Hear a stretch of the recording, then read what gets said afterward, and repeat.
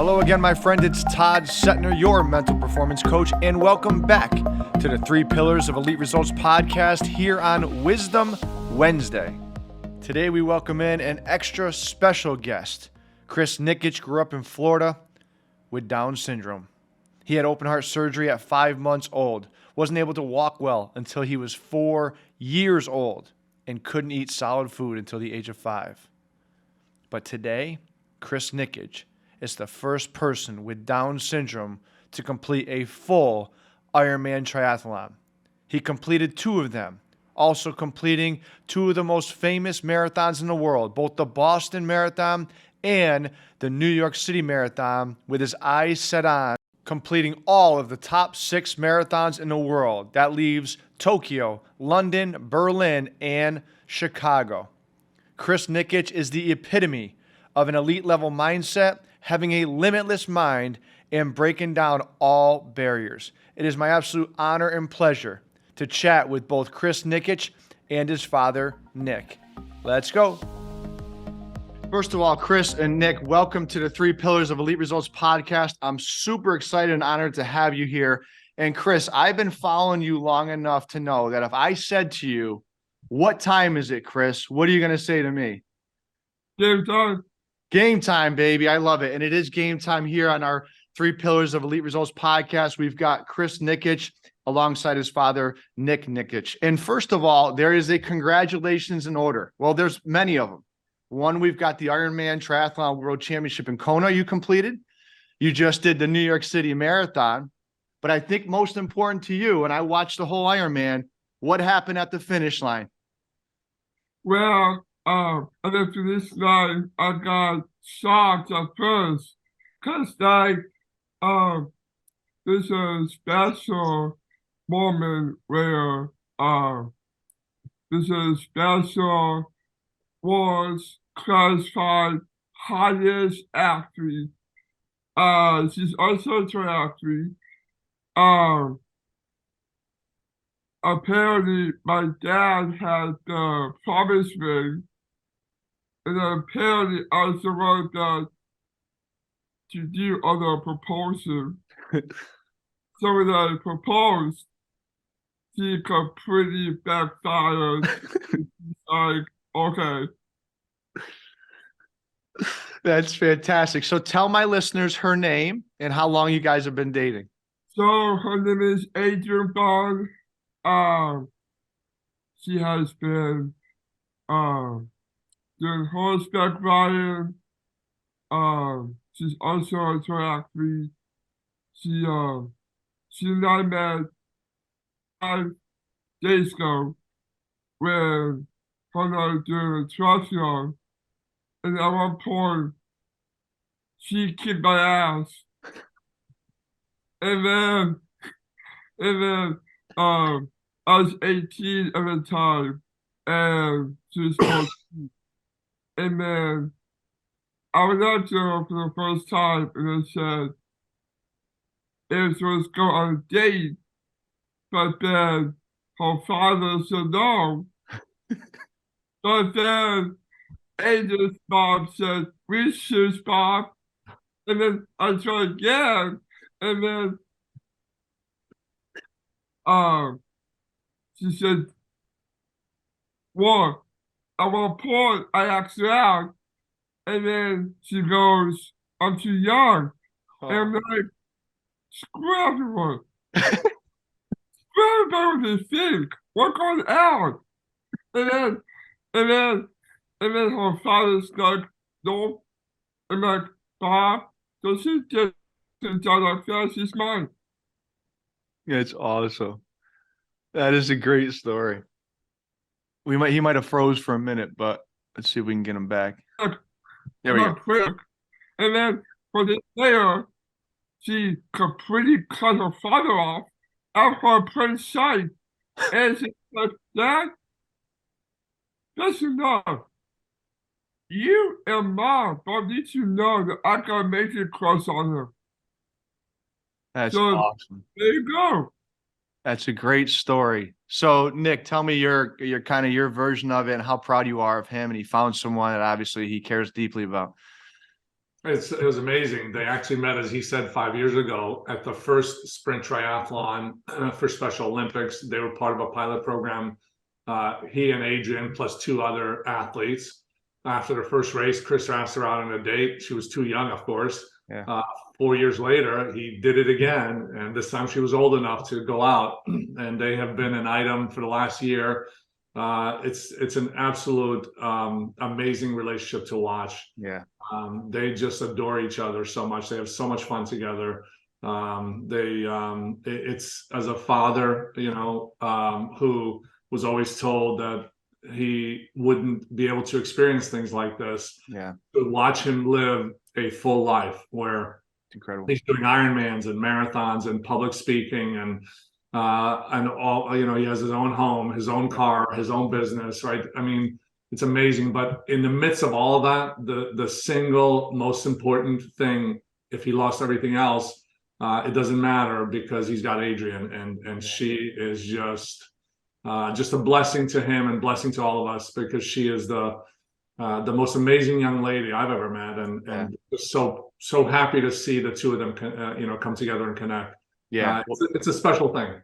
Yeah, it's awesome. Well, as you guys probably know, I had Amanda on the show back in May, and I've been following Chris, obviously you, for many years. And then once I met Amanda, I was able to kind of see Adrian's page, and I started to follow her. But Chris, this story of you meeting her just shows the perseverance you have. And I've seen that a lot with the Ironman. I don't know if I was more excited that you crossed the finish line or that you got engaged, but I was crying on both of them. So congratulations. That was awesome. Let me ask you. Well, I got excited to finish. And at the moment when I finished, I knew that that was coming. And apparently my other family members were at that race. Oh. And when I noticed, when I looked at Adrian with my own two eyes, I knew if it were going down, then it was going down, then I had to look at her. Then I had to look at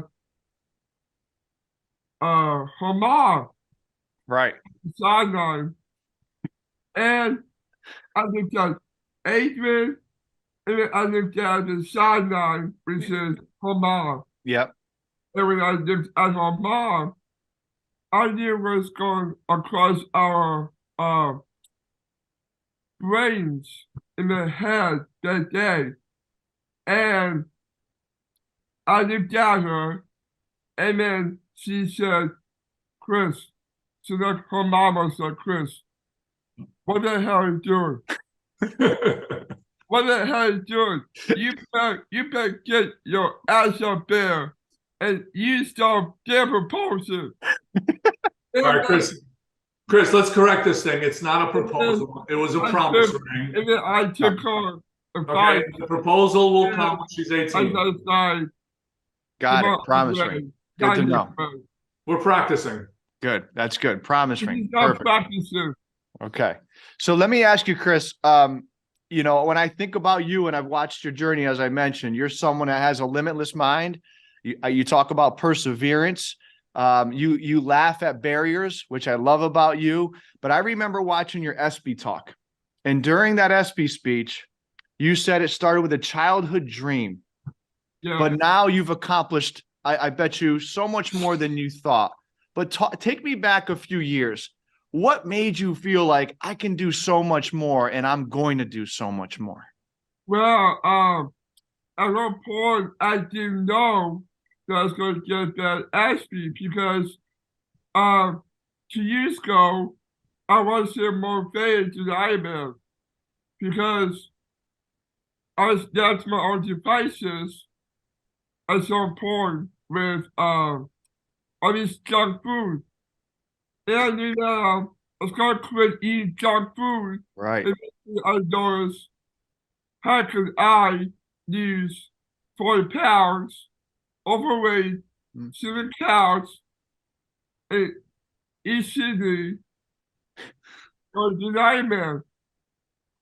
And I guess I got a phone call from Special Olympics saying that you gotta come and swim. And they swim. I'm like, okay, that's enough. And then I was out there and I swam the lake 1,000 meters. And it was like down back. And then from there, there's the lake house where I got some of my name. And I actually didn't sign Chris Nikic. I actually wrote Chris for Champ. And I got put on right after I wrote Chris for Champ. My dad looked at it and he said, huh, what came out of do actually Ironman? And that's when so when Dan came out to me, he asked me the same exact question. And I'm like, yeah, we should do Ironman. And then my dad and I came back home and we had a huge wars with my mom and my sister. Okay. And they both thought that my dad's crazy. And still he's crazy, or enough that he's an old man right now. Right. And he thought if I could do Ironman, and I looked at my mom, like, dude, my mom was like, Nick, what are you doing? Right. You're the only one in this crazy family for our kids to figure out, man. And then my sister said, we should go do something. And then I backed up the plan and I said, Jackie, we need my father out of this. And then my mom was like, so she did something like that. And I'm like, well, understand. You two don't get it. Right.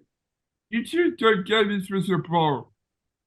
And they said, Mom, you know why I'm doing this damn Ironman? And she's like, you better watch it. What's your mouth in this house? Yeah. Watch your mouth. And then I'm like, oh, it's true. But it's not gonna know. I'm doing this damn Ironman. We don't catch you. And she's like, okay, fine. That's great, Chris. So let me ask you, Nick, and I don't know if I totally know the background of this, but did you seek out Dan first, or did you already know Dan and then you guys kind of got together and said, I think we can do this with your help? So when we started out, Chris and I were doing the triathlons together. Okay. I got hurt. Then I found another guy to help Chris with the sprints. Right. And he did that for about a year and a half with another guide. Her name was Simone. Okay. But Chris got way too fast for her. And so then we went to the Tri Club and asked Wynn, who had actually created the Special Olympics program, if there was, she would ask some of the Tri Club members if there was someone else who was a little faster than Simone and who could do longer distances, if they would do, the next event with Chris, which he wanted to do an Olympic. And so Dan volunteered to do the next event with Chris, which would have been an Olympic.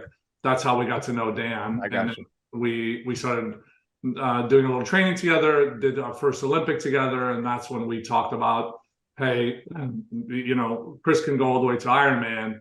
Do you want to do it with him? And he says, sure. He says, I've got, I have this goal to help guide someone. And we said, well, Chris has this goal of doing the same thing. And that's how we connected with Dan. And then, of course, we also connected with others as well, like Amanda and Tracy, because Chris has done other triathlon events with other guides, and he's done all the major marathons with Amanda and Tracy and Carlos and Jennifer, because in our journey to Ironman, there were 3 people who actually helped Chris, who were his guides at the Ironman Florida, if you remember. Right.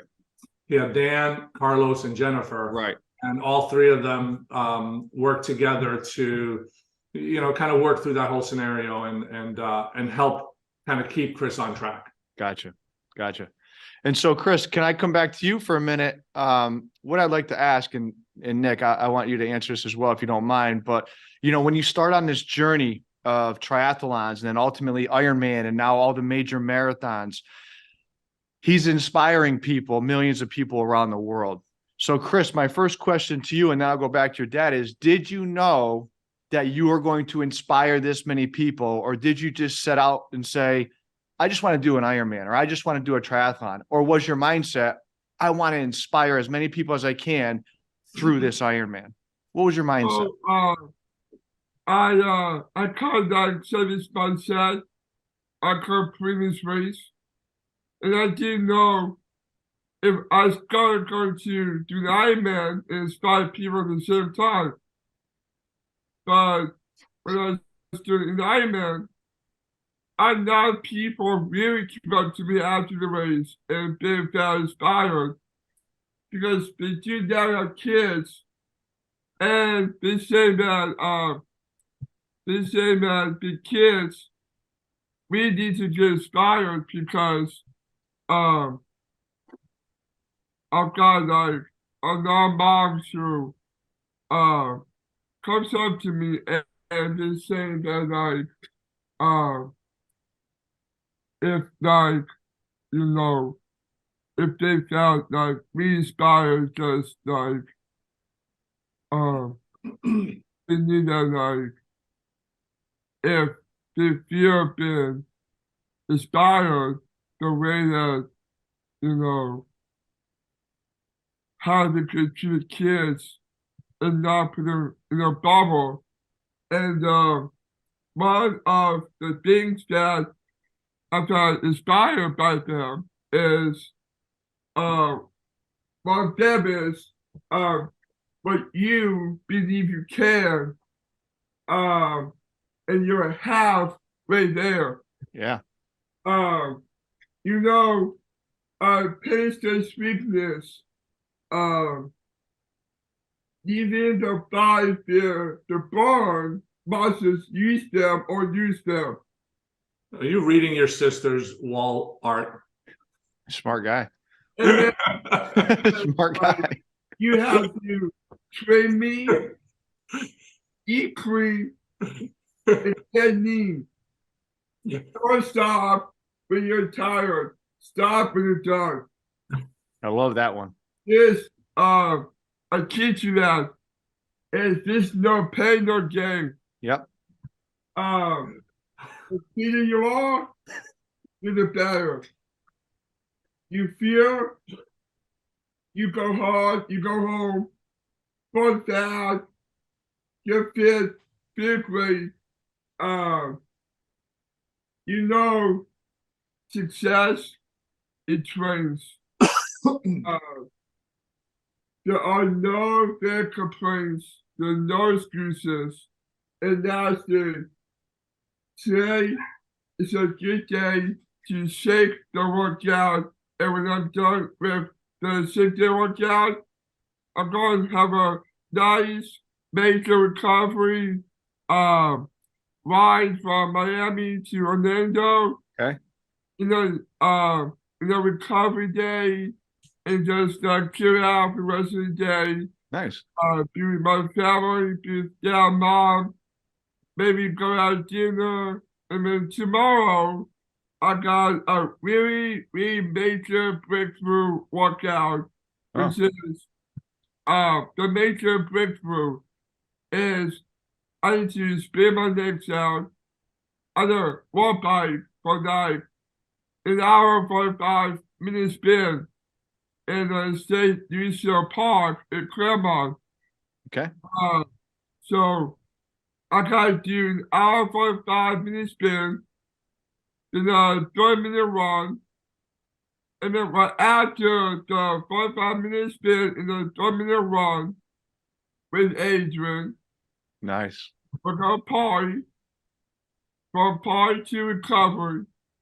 From recovery to Carrigan to have dinner in a couple hours. And just know that if anybody that says no for me to not actually stay over, one, that's nobody's decision, but Adrian's decision. Right. And right after this podcast, I'm going to text my girlfriend and say, after tomorrow's workout, is it okay if ... I can come over ... This is our decision ... If I can stay over, spend the night, have dinner, and have someone kick my arm out of there. I hope she says yes. And you also text her. Yes, then And then Chris, and then you have to text her and tell her that Todd said hello. Okay. Yeah. So Nick, let me ask you, did you know the impact he was going to have by starting off by, I know it's an Ironman, but you call it a race, right? Did you know the impact he's going to have across the country that he's had? So it's interesting because this whole thing started, it went in 3 phases.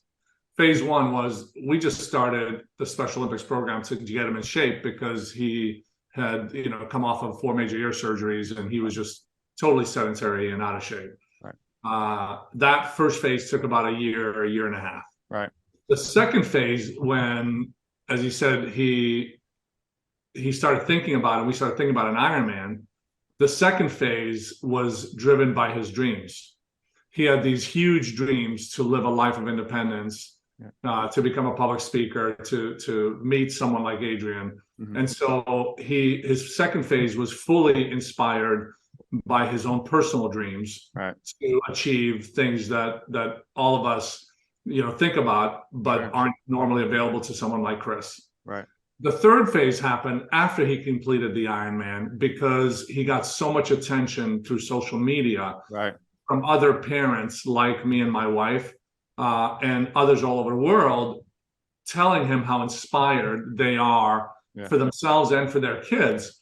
That then seeped into his subconscious mind and realized that there was more to this thing than just his own dreams, because he was already achieving all his own dreams. But now his dreams grew because he started to understand through the feedback that there was a greater purpose to this, that he can make a bigger difference in the world. Right. And so I knew once we set the goal to do an Ironman, I suspected that he would have a global impact, because I remember all of the stories of people who did something that everybody thought was impossible. Right. Eventually they become legendary, and they inspire people for generations to come. Yeah. The stories we looked at, the most that kind of gave us that vision were like Roger Bannister breaking the 4-minute mile, right? Many, many more people have done it since then, but it was that breakthrough that caused people to believe, that caused them to take action, that created a whole generation and a movement that could happen. Right. It's those kinds of stories that inspire you. And so I suspected that if Chris was able to do an Ironman, that would become a story for generations, that would inspire a whole community of people, particularly in the intellectual disability community, and the neurodivergent community. So it's turned out to kind of the way we thought it would. But history told us that probably was going to happen. The question was whether or not he was capable of achieving something that big. Right. And when he did it, he did it. Now, the final thing I want to say is that was impossible, right? Doing an Ironman Florida was impossible. And that took everything Chris had in his mind and body to achieve that. That was a demonstration of someone achieving their full potential. Literally, like 98, 99, 99.9% of your potential. But the greatest lesson we learned from that was that Chris achieving his potential became the new baseline. Right. It wasn't the full potential. It was at the moment, but it was the new baseline. And so what we learned was that potential grows when you use it all. Yep. And so the new baseline became Ironman Florida. Now the new baseline is Ironman Hawaii. Right. Now the new baseline is going to be Ironman Hawaii in 14 hours. Right. Then the next one will be Ironman Hawaii in 12 hours. Yep. And who knows what else. But the most exciting part of this entire journey that we hope everybody gets from it is that your potential is almost limitless. Yeah. That you only get more when you use what you have. When you push through it. What an incredible piece right there. And, I talk a lot about being a mental performance coach is two things. One, it's not what happens to you, it's how you handle it. And Chris is the epitome of that. And number two, you have to have that elite level of growth mindset. And that's something that Chris has certainly put on blast the last 8 to 10 years here. And it's been a major impact on my life just because I had never have never done an Ironman in my life. I just did my 70.3 in Arizona 3 weeks ago. And Chris is one of the main reasons why I jumped into it. I was a former professional basketball player, so I couldn't run more than 90 feet by 50. And just watching, Chris, your story has inspired me as it has many others. And one of the things that has stuck with me is the shirt you're wearing in this book, right? So I want to talk to you, Chris, about the book, and of course you, Nick, as well as how did we come up with getting 1% better every single day? And what did that mean to you, Chris, when you were standing on red ants, when you were struggling at mile, I think it was around 100 or 80 on the bike, all those things, and you were under the gun with time. I don't want to throw too many multiple questions, Chris, but talk to me about 1% right now. What does that mean to you? So basically, like my dad said, 1% better is a concept that that no one can experience pain. It's better make it fun. So like one of the 3 rules to that is, 1, you got to make it fun. Yep. What we do is fun. So right after this podcast, I'm gonna have a fun shakeout workout in this garage. I'm gonna do some light weight lifting. I'm gonna get a few pull-ups in. Get my legs ready for tomorrow. I'm going to do the light weight stuff that's get the body moving and the upper back and the muscles. Mm-hmm. And that's really about get 1% better. And second, you got to maximize the pain. Yeah. It's really important that it's to avoid pain.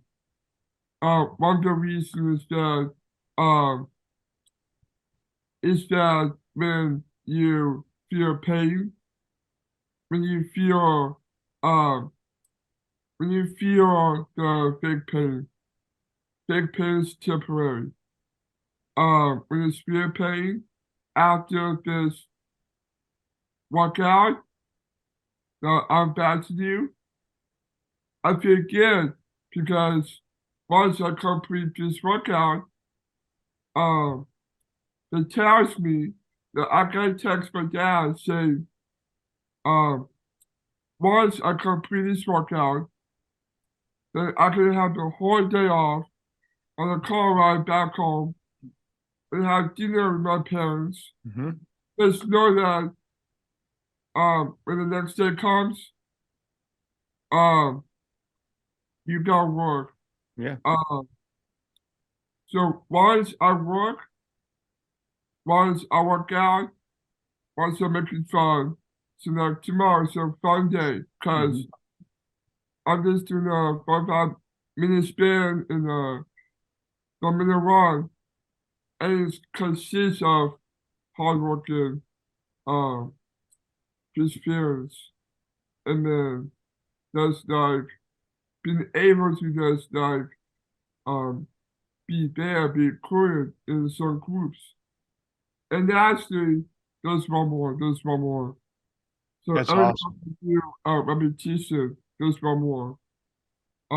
It's Chris, can you all show your about shirt? Can you show your shirt to the cam? So my list, just see there it is, 1%. Yeah, that's awesome. So Todd, let me Yeah. just kind of summarize. So Chris, kind of said a lot, but he said three things Yeah. as part of the 1% better system in case people didn't catch it. Yeah. The first was make everything fun. Yeah. The whole 1% better system is about building a mindset, an achievement mindset, and a habit that becomes part of your lifestyle. Yep. It's something Chris is going to do the rest of his life. It wasn't done for one event. It was done to establish a lifestyle. So the first thing is everything, make it fun. The second thing he said was no real pain. Right. Avoid real pain, right? Because real pain is what makes you quit.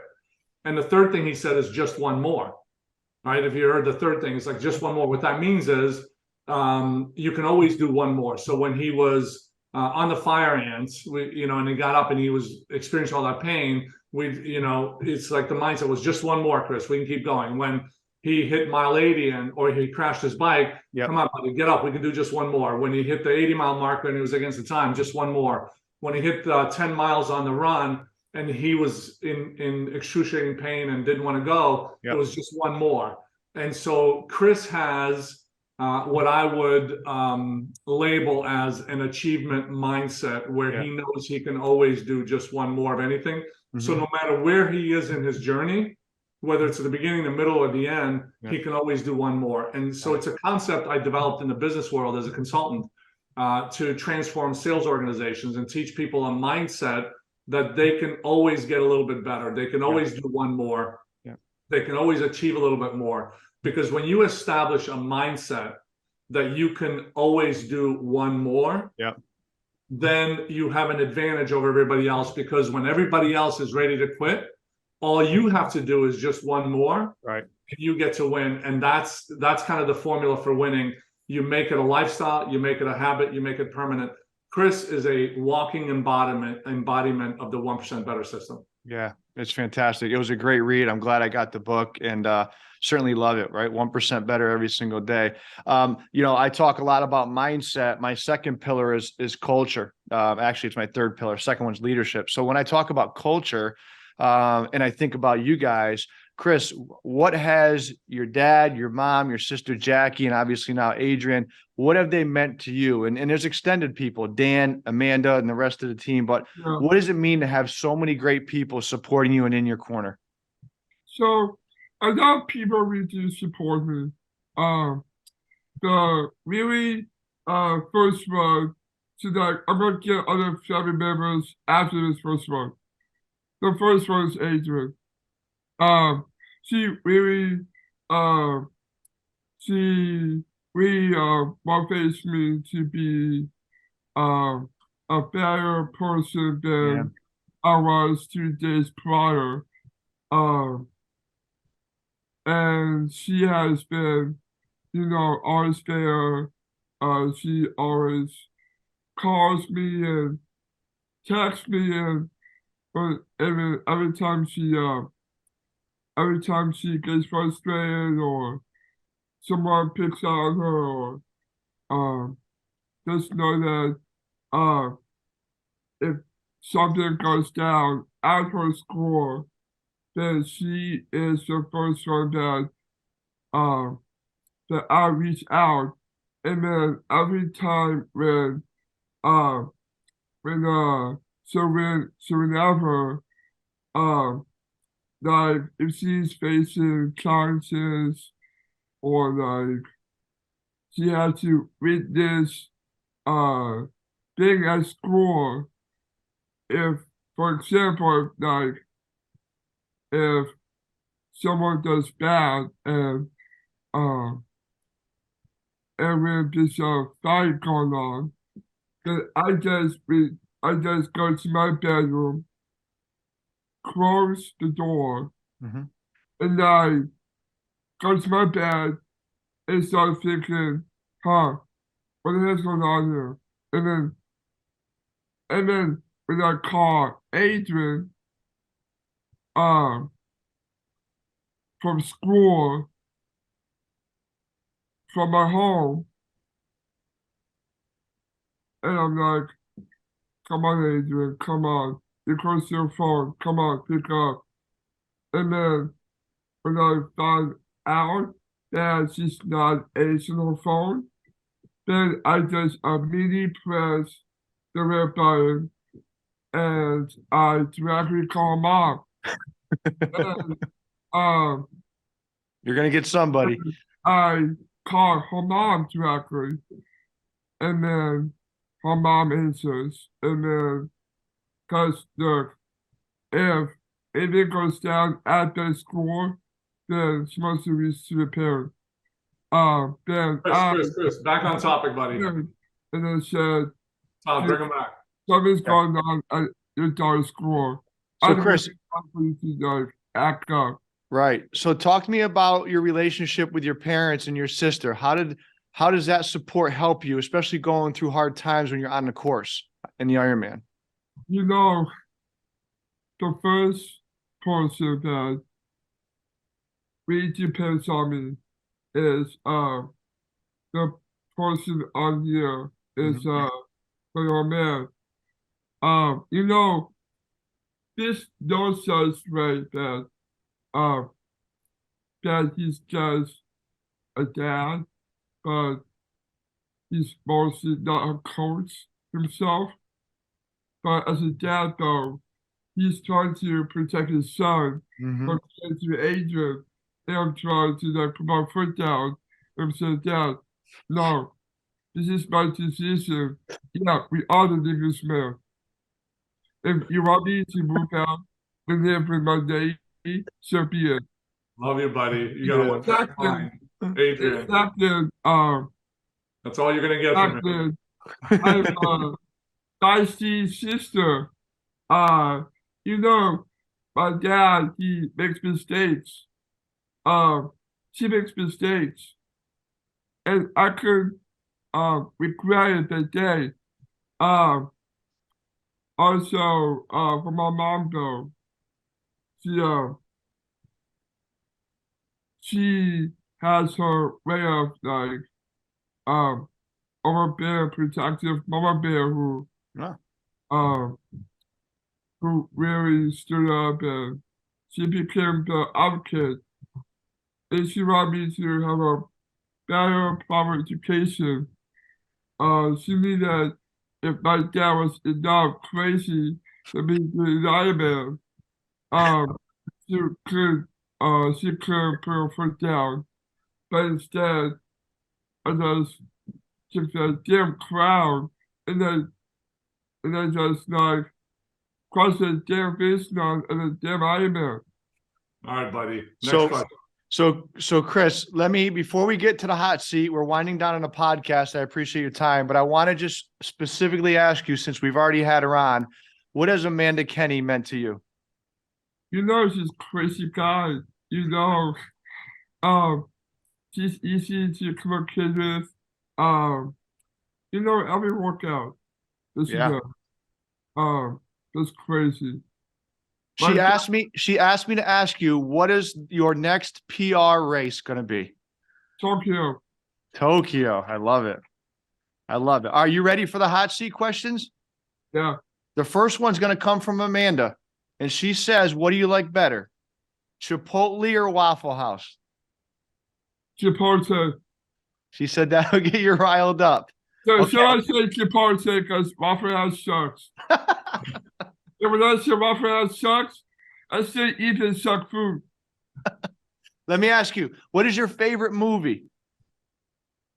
My favorite movie would be about me, Angel Kitchen. Oh, a new movie, not even out yet. I love it. Oh, it's gonna come out, trust me. Okay. How about your favorite app on your cell phone right now? What do you use the most?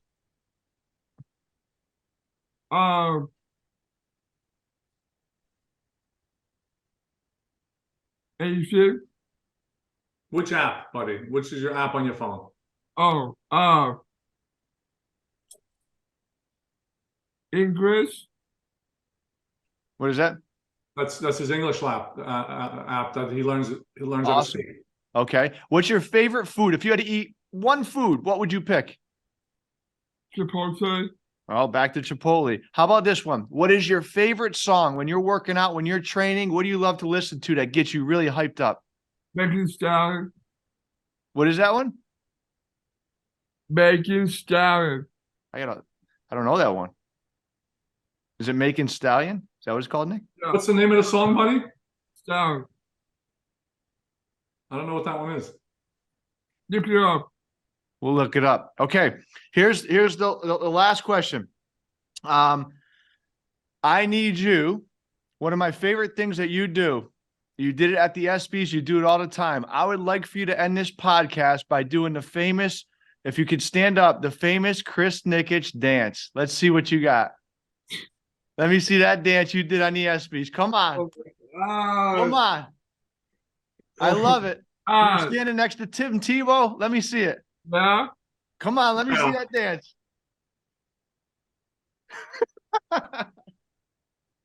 All right. So this is an awesome time together. Nick, if you don't mind, I'd love some parting words. I asked my listeners and I just want to know if you could leave my listeners with something today that you feel that would inspire them, whether it's based on Chris, your family, what would you say to them? So I would say that Chris has taught all of us a lesson, which is we thought Chris had a learning disability. So he would be limited in what he could do in life. What I learned over the last few years was that I had a teaching disability, meaning I was teaching him the way we were teaching everybody else. But because he learns differently, he wasn't the beneficiary of that. And so he was stuck in a place where he was achieving very little.